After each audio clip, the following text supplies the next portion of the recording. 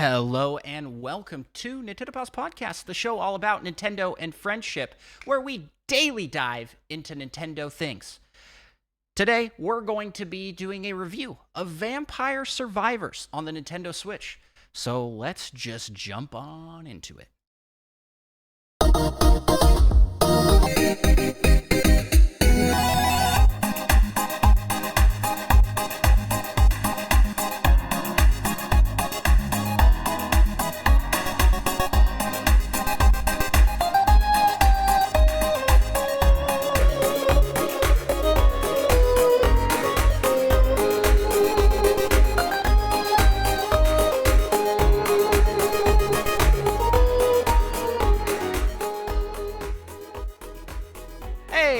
It's me, Andros, and I am here solo casting this week since Micah is out for our regular recording sessions. But he'll be back, don't you worry, don't you fret, friends.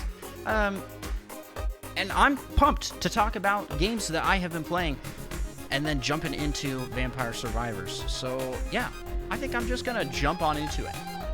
This week, I picked up Totally Accurate Battle Simulator for the Nintendo Switch because it was on a slight sale. I had some extra gold coins sitting around. This was pretty cheap. I think I ended up paying like $7 for it. And so far, I am loving the game. I'll definitely be back to do a full review on it in a future episode.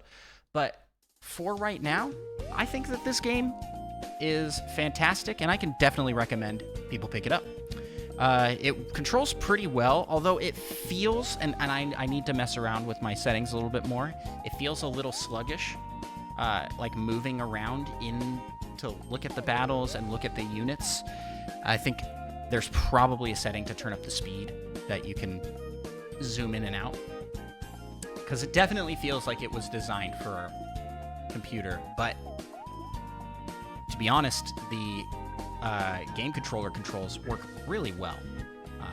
Yeah, I'm liking it a lot so far. Also tapped in, played a little bit of Tears of the Kingdom. Not as much to do in it for me outside of streaming, just because I did finish up all of the shrines. So I got the secret bonus armor set that you can get for doing all the shrines, and it is very cool. I'd say it's much cooler than Breath of the Wild's. Tears of the Kingdom going well. And then I played a little bit of every single Zelda game, because this week over on my YouTube channel over at Andros1, on my Twitch channel over at Andros1, I streamed How Fast Can I Touch Fire in every Zelda game. So I played a little bit of every Zelda. And some Zelda games, it takes a long time before you can touch fire. Like upwards of 30 minutes. And then other times it was upwards of 3 seconds. So it really varied wildly. Like it was all over the place. Let's see. Beyond that, I didn't play anything else. I played like every Zelda. What more do you want from me? Besides what we're going to talk about next, and that is Vampire Survivors.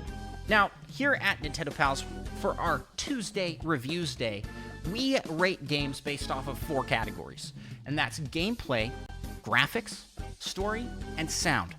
And then we just give it a score. And these are arbitrary. This is our opinion. We are not professional game reviewers. We are just 2 guys on the internet that have opinions about Nintendo. So we're just gonna throw that at this game.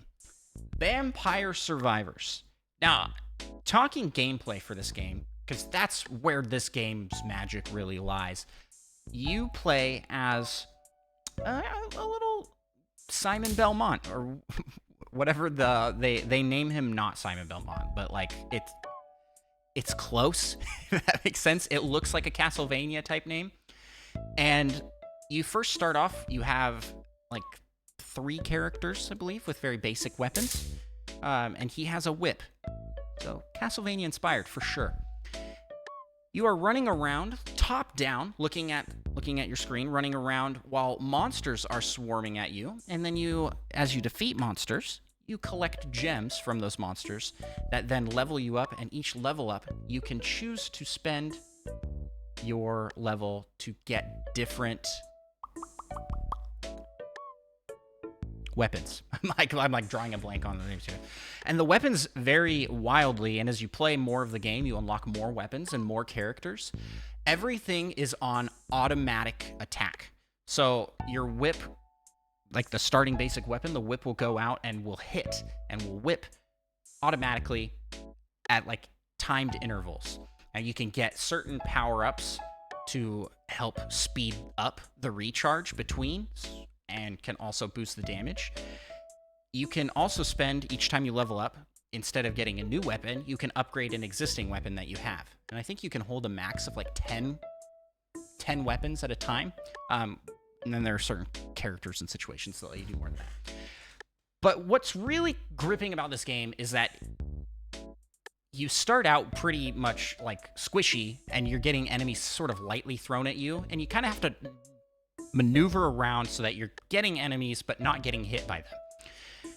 Because that's all this game, that's the only thing you control is your character's movement and then the choice of upgrades between levels. But it's just a wildly addictive loop. And as the timer goes further and further, more and more enemies are getting thrown at you, and bigger enemies are being thrown at you. By bigger, I mean more health, bigger damage dealers. There's little mini bosses that will come in. And you start with what I would say is like maybe at the very beginning, you've got like 5 guys on screen at a time. About a minute in, you've got like 20 or 30 on screen. And then by like 5 minutes, your screen is going to be pretty filled up. And then it just gets worse. It's just massively packed with all these different types of enemies. And as you're leveling up your character, they're becoming really powerful. So you have to like really like manage what upgrades and stuff you're picking up so that you can be able to take on the swarms of enemies. Because as it gets harder and harder, if you're not upgrading your weapons, you're going to be smacked around and not be able to beat the level. And that's it. That's it. It's you walk around and you auto hit enemies, but there's just something so rewarding about leveling up your character to this point where they are just like destroying things around them, and like all these like zombies, skeletons, flaming knights, eyeball monsters are flying at you, and they're just getting like obliterated by all your automated attacks going off around you. There's things like repelling force fields. You throw axes, you throw little potions out.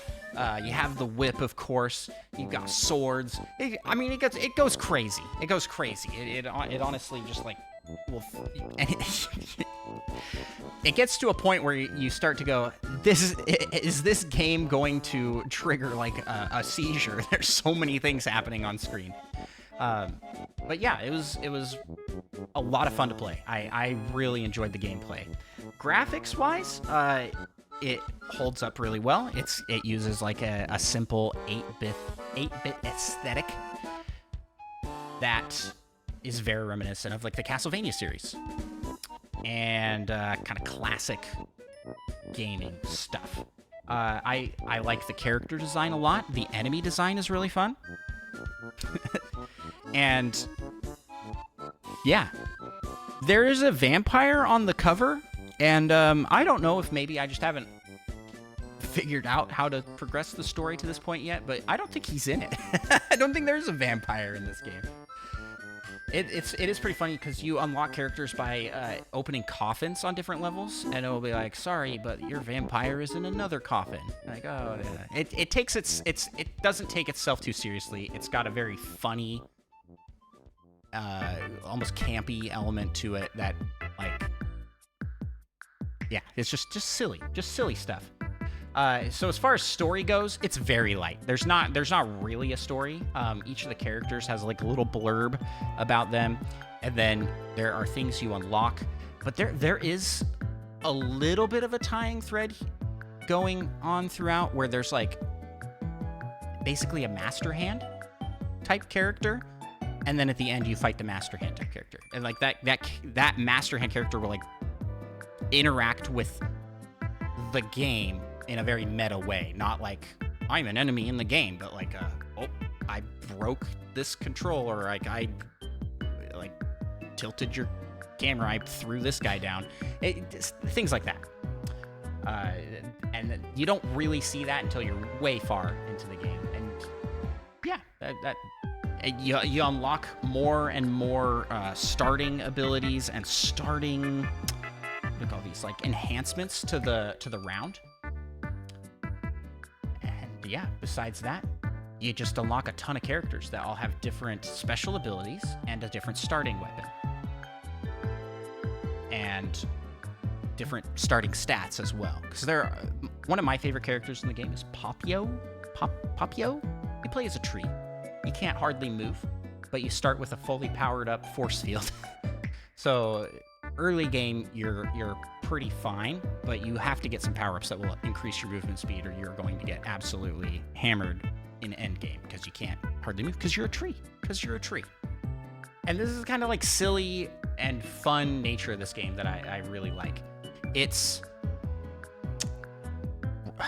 I don't know if this is really considered a rogue-like, but you play, and then when you're eliminated, you're out, and then you start over. You start over from ground zero. But you do have more character options, and you can choose to buy permanent power-ups that will enhance your character. So it's rogue-lite in that sense. Sound design. The music and sound effects in this game are so perfectly synced with the style and the vibe that they're going for. Like, this game is a jam to listen to. I love the 8-bit retro dance EDM type music, and this game just goes hard. Like, some of these songs are just so epic and intense, and other ones are just like I'm slaying vampires in the club. You know what I mean? It's just really fun. And yeah, that's Vampire Survivors for the Nintendo Switch. This is also available on other platforms. I believe it was on PC first, and it's also on mobile. And I highly recommend picking it up on any of those platforms, but it is especially fun on the Switch. I liked it a lot. For me, I would give this a solid...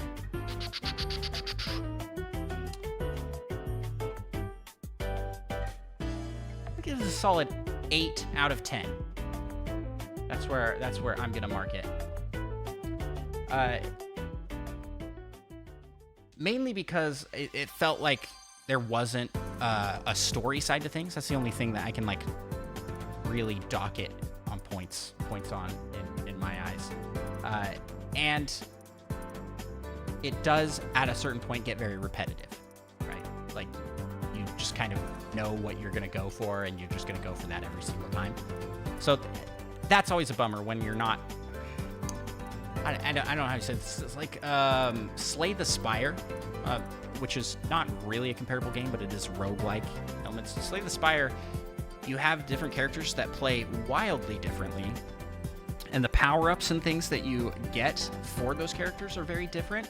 And for each character, there's going to be several ways that you're going to be sort of forced to play based off the cards you're dealt. And in this game, you have that to some extent, but the items there's not nearly as many items, at least in early game, to really make a difference. And by the time you fill up your items in your late game, you can really control what you're going to get. And that's fun and cool, but it also makes the loop end up being a little bit repetitive. But that being said, I've completed this game all the way through. I'm just at this point unlocking, there's several secret characters, but I've done all of the main levels. I got the DLC and did all the DLC stuff, and I've gotten all of the unlockable starting items and unlockable weapons that I'm aware of. So it's fun. I loved it. 8 out of 10. It's great. And that is going to do it for this episode of Nintendo Pals Podcast. Hey, please rate and review our show. If you're listening to us on your podcast listening app, head on down. Leave us a 5-star review. It helps the show out, helps people find us. And in addition to that, if you're watching on YouTube, please subscribe. Leave a comment. and a thumbs up on this video. Also helps boost us among all of the searching algorithmic things. And I also got to shout out our Patreon, patreon.com/NintendoPals, where for as little as $1 a month, you can be a part of the Patreon Poke Rap that we end every episode with, and I will end with right now. We gotta rap some Patreon. You just do the singing. I'll take care of the hard part. Let's get it on. We want to be the best that ever was, and shout out our pals over on Patreon. LPD, Rezo, Retrologic Dan, Tim the Nintendo Dash Slim, Tor Spider Shan, Solo something, Mute Dog the Gamer, Little Miss 7 and Monkey Thunder. Catch 'em, gotta catch 'em all, gotta catch 'em all. Patreon.